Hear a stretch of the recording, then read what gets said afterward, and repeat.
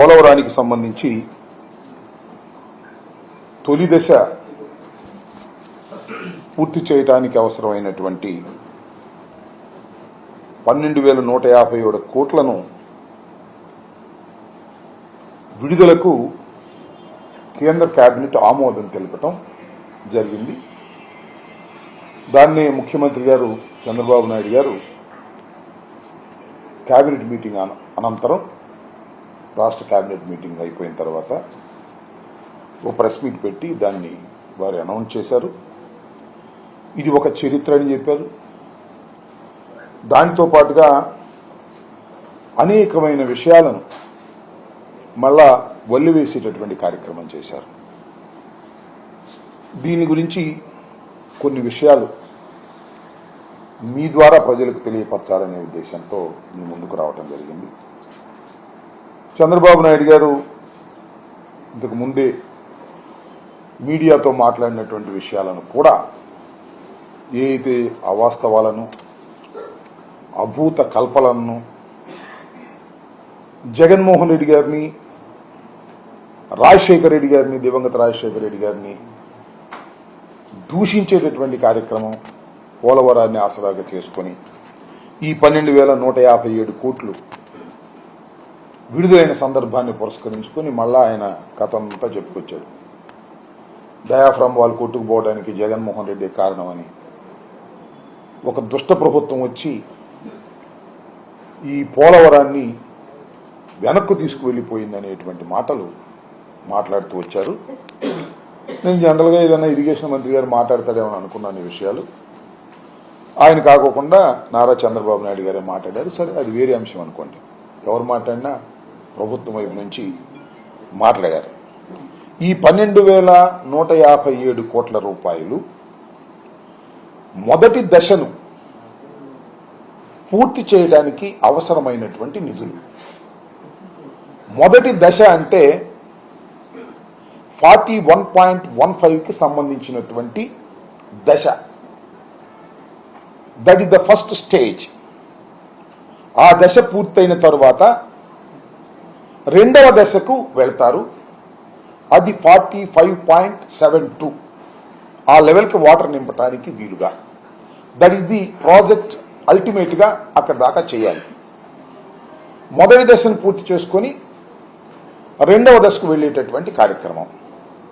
మొదటి దశ పూర్తి కావడానికి ఈ 12,157 కోట్ల రూపాయలు కేంద్ర ప్రభుత్వం కేబినెట్లో ఆమోదించి విడుదల చేస్తే తప్ప జరగదు.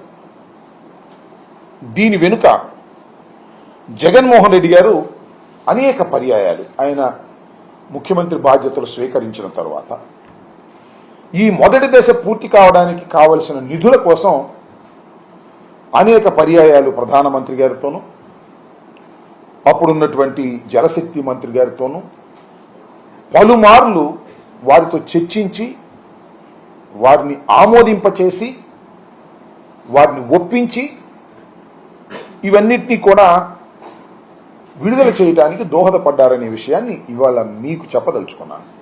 చంద్రబాబు నాయుడు గారు రాగానే తక్కని చూసి ఈ 12,157 కోట్లు రిలీజ్ చేయలేదనే వాస్తవాన్ని ప్రజలు గమనించాలి, మేధావులు గమనించాలి. సరే, చంద్రబాబు నాయుడు గారు గమనించినా గమనించినట్టుగా ఉంటారు కాబట్టి వారికి నేనేం ప్రత్యేకంగా చెప్పాల్సిన అవసరం లేదు.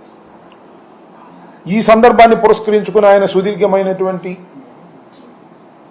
ఉపన్యాసాన్ని మీడియాలో చెప్పారు కాబట్టి, అనేక అసత్యాలను మా మీద రుద్దేటటువంటి ప్రయత్నం చేశారు కాబట్టి కొన్ని అంశాలను మళ్ళా తిరిగి చెప్పవలసినటువంటి అవసరం, బాధ్యత మా మీద ఉందని భావిస్తా ఉన్నా.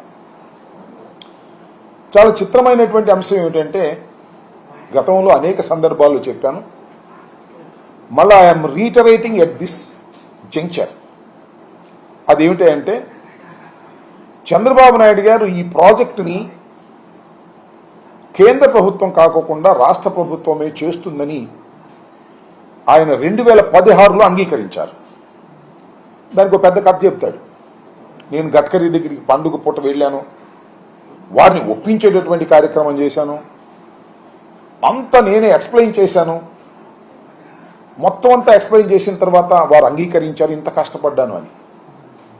అది కష్టపడటం కాదు, ఏదో ఒక విధంగా ఆ ప్రాజెక్టుని కేంద్రం కట్టకోకుండా రాష్ట్ర ప్రభుత్వమే కట్టే తనకు నచ్చిన కాంట్రాక్టర్ను వేసుకొని దానిలో కమిషన్లు దండుకోవాలనేటువంటి ఒక దుర్బుద్ధి, ఒక ఆశ. దానికోసం ఇదంతా చేసి దాన్ని వాళ్ళు పదే పదే నేను కష్టపడ్డాను, అసలు పోలవరం నేనే ఆలోచన చేశాను, పోలవరానికి నేనే ముందు ప్రారంభించాను అనేటువంటి పద్ధతిలో మాట్లాడుతున్నారు. నాకు చాలా ఆశ్చర్యం వేసింది. అసలు రాజశేఖర రెడ్డి గారు చేసిన పనుల వల్ల పోలవరం వెనకపోయిందన్నాడు ఇందాక. ఏం మాట్లాడుతున్నావు నువ్వు చంద్రబాబు నాయుడు గారు?